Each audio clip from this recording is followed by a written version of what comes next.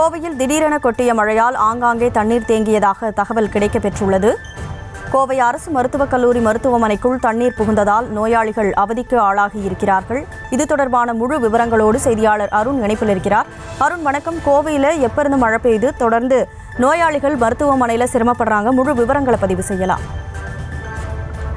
கனிமொழி, வணக்கம். அதாவது கோவை மாவட்டத்தை பொறுத்த வரைக்கும் நேற்றும் இன்றும் பரவலாக கனமழையானது பெய்து வருகிறது. நேற்றைய தினம் பரவலாக அநேக இடங்களில் மழை பெய்திருந்த நிலையில இன்று மாலை சுமார் ஒரு அரை மணி நேரத்திற்கு முன்பாக ஒரு சில இடங்களில் கனமழையானது பெய்தது. குறிப்பாக கோவை ரயில் நிலையம், பீளமேடு உள்ளிட்ட பகுதிகளில் திடீரென சுமார் ஒரு அரை மணி நேரத்திற்கு மேலாக கனமழை கொட்டியது. குறிப்பாக இந்த கோவை அரசு மருத்துவமனை அமைந்திருக்கக்கூடிய பகுதியில பெய்த மழையின் காரணமாக அரசு மருத்துவமனைக்குள் மழை நீரானது புகுந்திருக்கிறது.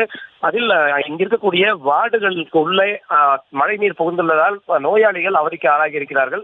அதில் நோயாளிகள் கீழே இறங்க முடியாத அளவிற்கு அங்கு மழை நீரானது புகுந்திருக்கிறது. ஏற்கனவே கடந்த ஆண்டுகளில் பெய்த மழை நீர் காரணமாக பல சோதனைக்கு ஆளாகி இருந்த நிலையில நோயாளிகள் அந்த பிரச்சனையானது விரைவில் தீர்க்கப்படும் என்று மாநகராட்சி நிர்வாகம் உறுதியளித்திருந்தது. ஆனாலும் தற்போது சுமார் ஒரு அரை மணி நேரத்திற்கு உள்ளாக பெய்த மழையின் காரணமாக வார்டுகளுக்குள் மழை நீரானது புகுந்திருக்கிறது. இதனால் நோயாளிகள் கடுமையான அவதிக்கு ஆளாகி இருக்கிறார்கள். அங்கிருக்கக்கூடிய பிரசவ வார்டு, அதுக்கு அருகில் இருக்கக்கூடிய பொது வார்டுகள்ல மழை நீரானது புகுந்திருக்கிறது. இதன் காரணமாக அங்கு மழைநீர் சுமார் ஒரு அரை மணி நேரமாக அங்கு மழைநீர் தேங்கி இருக்கக்கூடிய நிலையில அரசு மருத்துவமனை ஊழியர்கள் அந்த மழைநீரை வெளியேற்றக்கூடிய பணிகளில் ஈடுபட்டுக் கொண்டிருக்கிறார்கள்.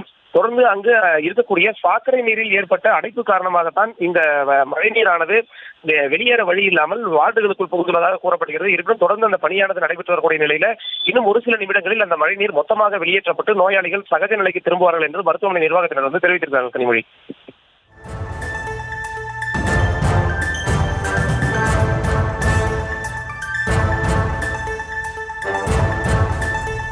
விவரங்களுக்கு நன்றி அருண்.